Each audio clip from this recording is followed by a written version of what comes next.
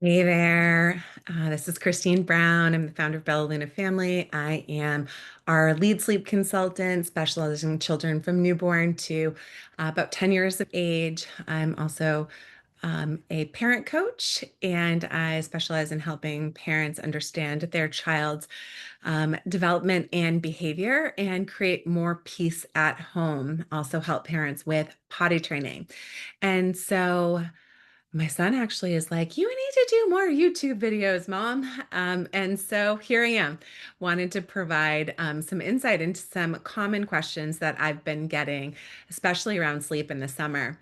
And so bedtime can be really challenging when we are trying to get our little ones down and it's still light outside. And so one of the common questions I get asked is, how can I help my child fall asleep, while the sun is still out? And so, my first suggestion is to make sure that your child's room is really dark. And the easiest way to do that is to use blackout curtains layered over blackout blinds. And this is important because darkness tells our body it's time to sleep, and light tells our bodies it's time to be awake. And so, darkening the room will enable your child to fall asleep easier, even if it's light outside. The second piece is I recommend limiting technology at least 1 hour before sleep. And the reason why this is important is because, again, the light that's emitted from devices kind of mimics the sun. And so, if your child is exposed to light too close to when we want them to go to sleep, what it does is it delays the production of melatonin, which is our sleepy hormone. And this is a hormone that children need to have an hour to build up before going to sleep. In order to be able to fall asleep easily. And so limiting technology an hour before going down for bed allows that buildup to happen and makes it easier for children to fall asleep. Um, and the last thing is kind of a little bit more of a parenting tip than it is a sleep tip. But if you want to get your child down earlier for bedtime and they're really like, the sun is still out and they're like, why do I have to go to bed when the sun is still awake? The number one thing I recommend that you do is validate the feeling and hold the boundary, right? And so that could sound like, I know it's confusing to go to bed when the sun is still awake. I know you'd rather stay up and play, but in the summer, the sun stays awake longer, but our bodies still need the same amount of sleep all of the time. And so, in order for us to have energy and to feel our best, we have to go to bed at our normal time. And the good part is, you're going to wake up tomorrow and you're going to feel great, and we'll have energy to have lots of fun. If you validate your child's feelings before you set the boundary, it lessens the likelihood of a tantrum happening.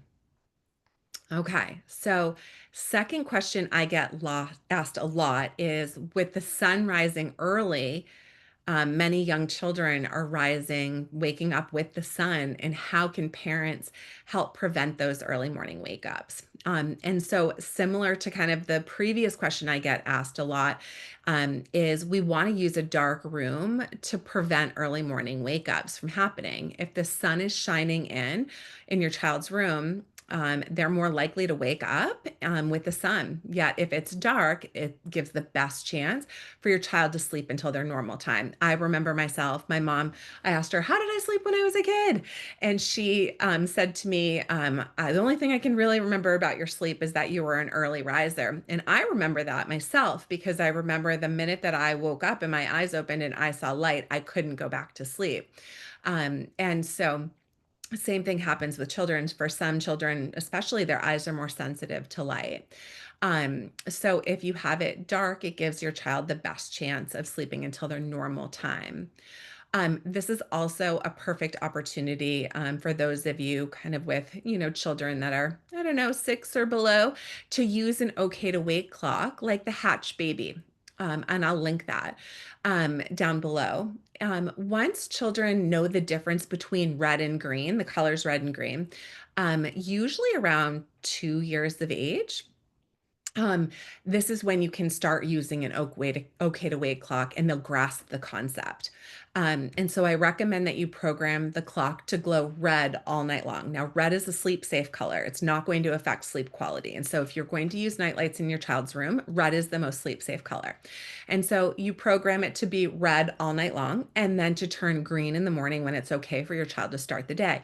Normally for children, two in between 6 and 7:30 is kind of ideal, two to just about 6 or 7 is kind of ideal. You don't want to let them sleep too much later, because sometimes that can start pushing bedtime too much late. But then you can say to your child, if you wake up and the clock is red, it's still sleepy time. Hug your baby, go back to sleep.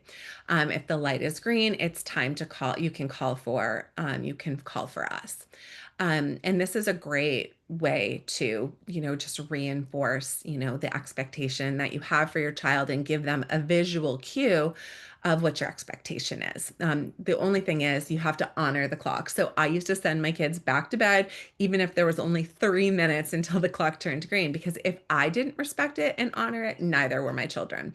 And so it's really important. This is one area where consistency is so important. Um, and then the next question I get a lot is, we've been having too many late nights, how to get my child back on track when they're overtired.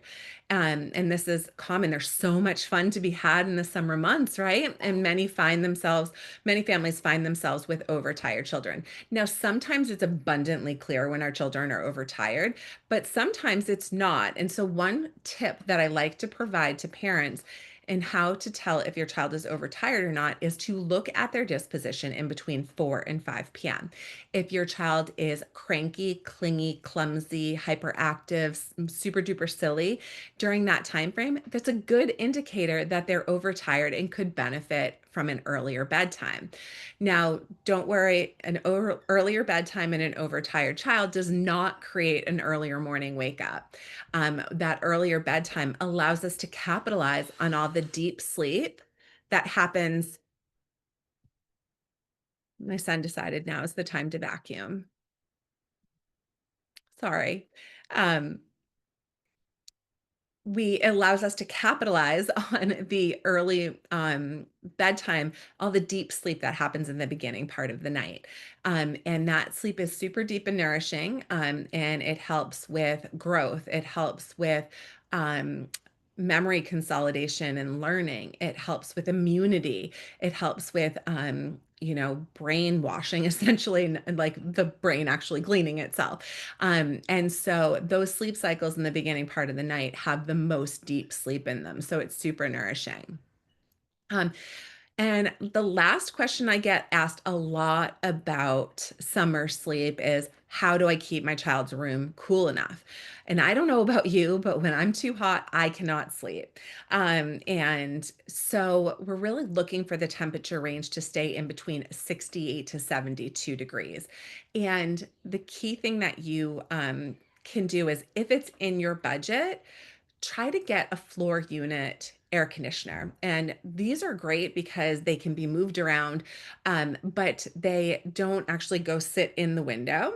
And so you vent it out and you can still close your blinds and close your curtains around it and still maintain that darkness while still keeping that ideal temperature range of 68 to 72.